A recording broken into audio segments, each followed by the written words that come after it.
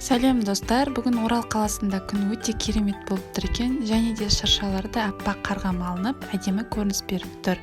Соған орай мен де жаңа жылдық тіске бастар дайындайын деп шештім. Сіздер де жасап көріңіздер.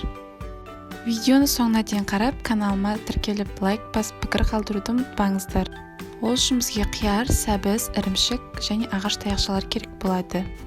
Ең алдымен ірімшікті осылай видеодағыдай етіп, қалың етіп кесіп аламыз да, үстінен қиярымызды, яғни картоп ашығышпен жұқалап кесіп аламыз. Өте жұқа етіп кессеңіздер болады, қазір бізге шырша жасау үшін ыңғайлы болу керек. Сосын ағаш таяқшаға, яғни қиярды шыршаға ұқсатып түйрей бастаймыз.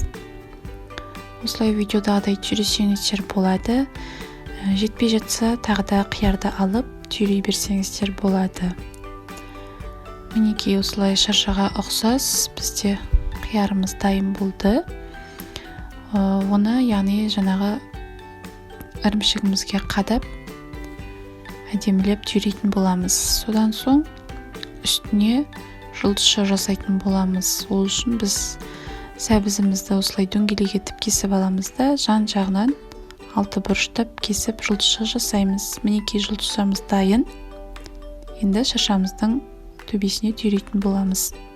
Мінекей достар, біздің тіске басарымыз дайын болды. Сіздер де жасап көріңіздер, өте әдемі болып шығады. Жаңа жылдық мерекеге де дайындап қойсаңыздар болады, және каналыма тіркеліп пікір қалдырып лайк басуды ұмытпаңыздар.